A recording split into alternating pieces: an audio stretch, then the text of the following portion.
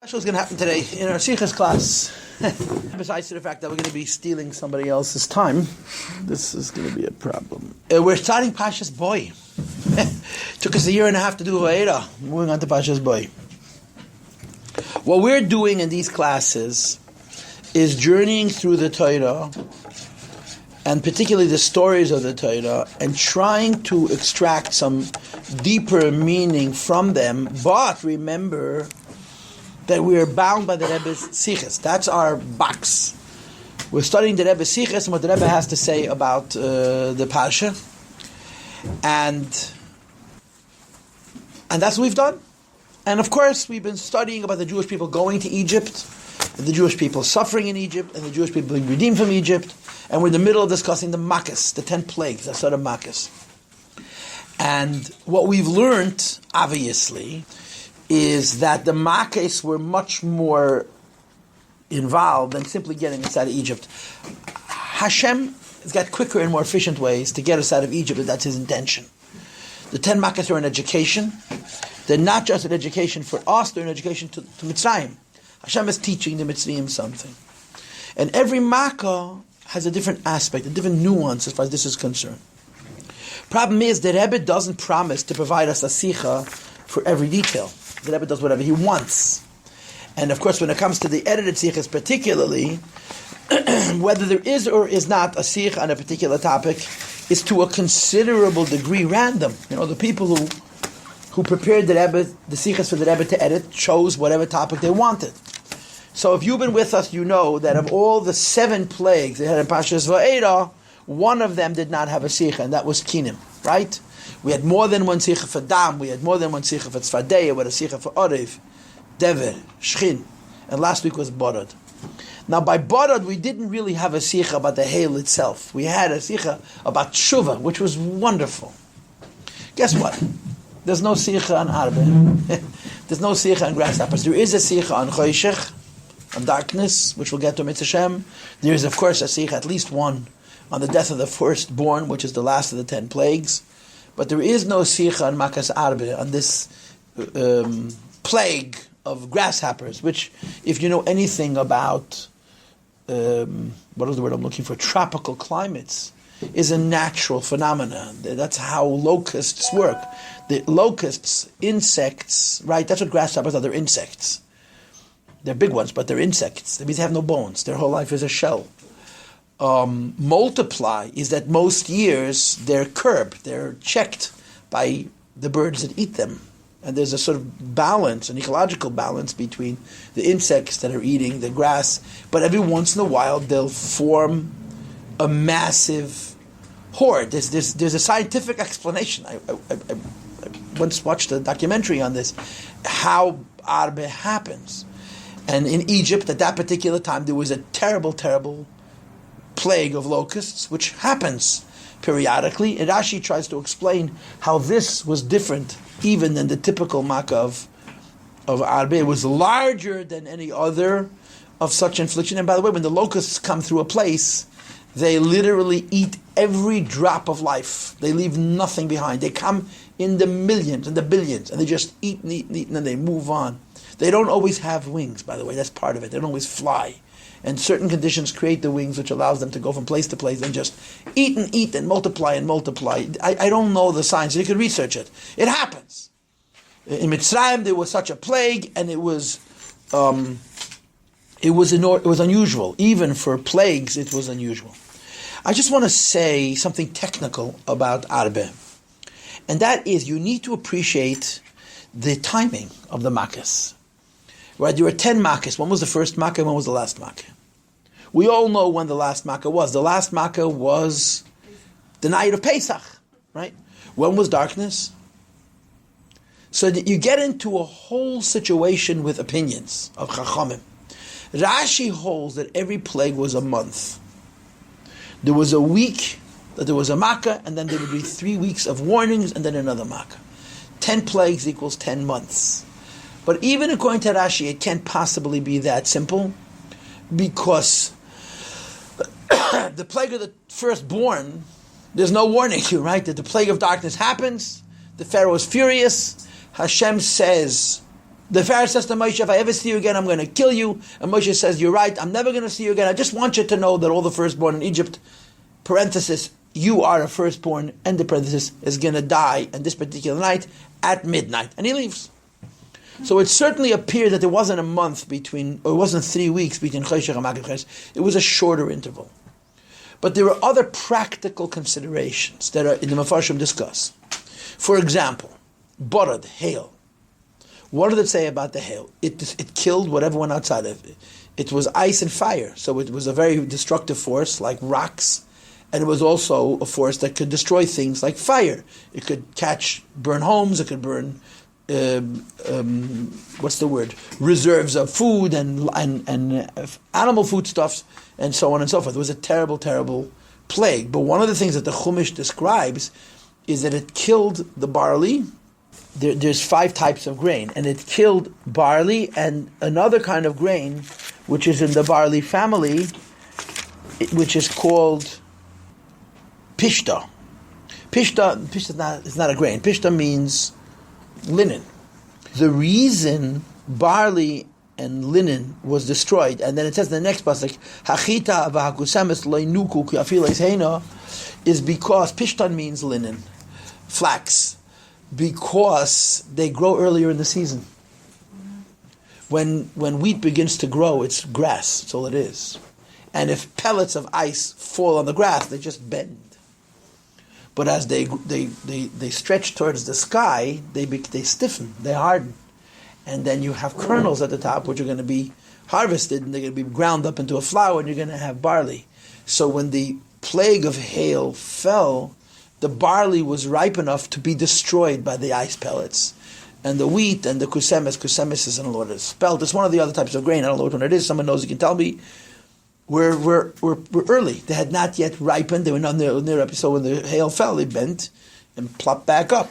So on that basis, we can assume that Borod happened in February.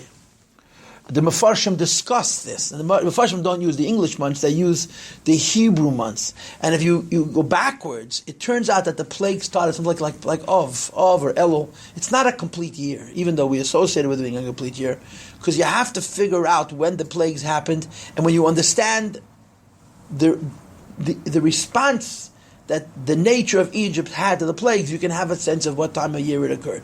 So the Mefarshim discussed this, and the point that I'm trying to make is this: the Borod, the hail, destroyed all crops that were ripe. The grasshoppers ate whatever was left. So this is the sequence, right? At the end of last week's parsha, you have hail. Hail destroys all the ripened produce, and there was no fruit ripened in Egypt at that particular time. It's winter. But the grain had begun to ripen and it was destroyed. The grain that had a tendency to grow later, and girls, this, you have to appreciate. North Africa today is a desert. Are you aware of that? It's very dry, very arid. What you don't know is that North Africa was denuded by the Romans. The Roman Empire ate African bread. It was very fertile. North Africa, where Egypt is, North Africa, the top of Egypt, and all the countries that are along the Mediterranean coast, Tunisia, Algeria, come on, help me, Morocco, I'm missing one, Libya, were incredibly fertile. By the time part of the reason the Roman Empire collapsed is because they didn't manage their agriculture well, and they destroyed it. Egypt was a fertile land. There was a lot of life in Egypt. And here was a Makkah after a Makkah which destroyed it all. First, Bara destroyed what was ready to eat, and then Arba destroyed what was yet to be ready to eat and harvest, and the Egyptians were left without food. Okay, you have to, in other words, visualize that in real terms, in real life. This is the story. This is what happened. And that's Bara and Arba. Now, there are discussions that I don't remember, so I can't have a discussion with you that I don't remember, about why it's 7 and 3 in Pashas Va'eda. There are the 7 Makkahs, and then Arba, Choshech, and Makkah V'chedes are in a separate Pasha. It seems to be that the Eibishter is tightening the screws. It's getting hotter in the kitchen. So we're not going to learn the Sikha today. I don't have time, but I do want to set it up. I want to share with you some thoughts about it. First of all, there's a pasuk which Rashi discusses, and again, there's different mafarshim about it. The Rebbe, we actually learned the Sichos, which seems to say something a bit different. But when you learn Chumash, the simple impression that you get is Pare was stubborn, but he wasn't crazy. Right? Think of Pare as being the leader of the richest nation in the world. That's what he was. He was the leader of the richest nation of the world. Now, how do people get rich? This is going to come as a big shock to you. At the expense of poor people. That's how they get rich. And that's the nature of geopolitics. It's just the way it is, right? America is the richest country in the world. Almost everything that we consume is not made in America. It's made in places where it's cheaper to produce. I think we've reached a point where it's literally dangerous. We're so dependent on those other countries. But this is the nature of the world. Does that make us bad? It only makes us bad if we abuse those poor countries to the extent that we destroy them. In other words, we have a certain obligation. The idea of sharing and making things equal, someone tried that experiment, and it was even worse than the rich take advantage of the little experiment. You understand? So that's the way the Eibishter made the world. Egypt was an incredibly rich country. They were a huge economy. And they were rich because they were, like the American South, a slave-based economy. Think of it in practical terms. They were a slave-based economy. And there wasn't a North and a South. They didn't have emancipation fanatics. There was no John Brown in Egypt. You understand? They were all very happy for the Jews to be slaves. And now the slaves are rising up. But they're not rising up, they're not working. They got this weirdo who's been away from the country for 80 years, who shows up and says, God said you're going to let my people go. He says, are you out of your mind? My economy's going to collapse. And say, well, guess what? You owe them, right? So how does this play out? The workers don't go on strike. Egypt is inflicted with plagues. One plague, a second plague, a third plague. And, of course, the Pharaoh, who has it in for the Jews for many reasons, but at this particular juncture, his issue with the Jewish people was they were the basis for his economy. He had millions of slaves who belonged to the Egyptians, who did their work, and so on and so forth. And Moshe wants to take them all away. And there's one plague and a second plague until the Pharaoh says, I can't, you know what, I'd rather have my life than my economy. At a certain point, it's just not worth it. So the Torah tells us something very controversial, and the Rishonim will talk about it, that at a certain point, the Pharaoh was exhausted. He was used up. He couldn't go anymore. So he should have let us go, but he didn't. Because the Eibishter made him crazy. That's how we understand this story. And again, I'm repeating. We learned a Sichos last year where the Rebbe said that according to Rashi, it's different. But certainly in many opinions, according to the Rambam who discusses this in Hilchos Tshuva, at a certain point, the Pharaoh was no longer resisting God. He was mad. He lost his mind. The Eibishter made him crazy. And he was so crazy that he was stubborn to the point of cutting off his nose to spite his face, or to say it more correctly, cutting off his head to spite his face. He just lost his mind and he became completely irrational. And of course the Rambam, when he talks about free will and reward and punishment, challenges this. Where's the justice in this? If at a certain point the Pharaoh was done, his resistance was worn down, his economic situations were now no longer worthwhile. I'd rather be poor than dead. So why did this continue? Why were there 5 additional plagues beyond the point where the Pharaoh could resist? It didn't make sense for Pare to not let the Jewish people go, and he wasn't letting them go. So Hashem took away his choice. If Hashem takes away your choice, why are you being punished for not a free choice, which is the classic question? So the Rambam gives a wonderful answer, that sometimes a person has done so much wrong that they have such a large collection of negative. In other words, they're so worthy of being punished that the only way to punish them satisfactorily for the crimes they've committed is to have them commit more crimes and punish them as well.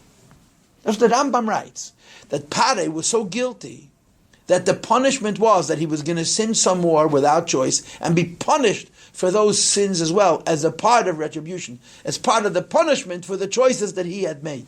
And of course, there's an earlier Rambam which is worth mentioning, which is, didn't Hashem say that the Egyptians wouldn't go enslave the Jews? So why are you punishing them altogether? They did your job. God said that the Jews are going to be slaves in a nation. They just did God's bidding. So there's a couple of answers to the Rebbe's question. The Rambam's answer is that this declaration was made to the nation, not to the individual. Every individual Egyptian had the right to say, I don't want slaves.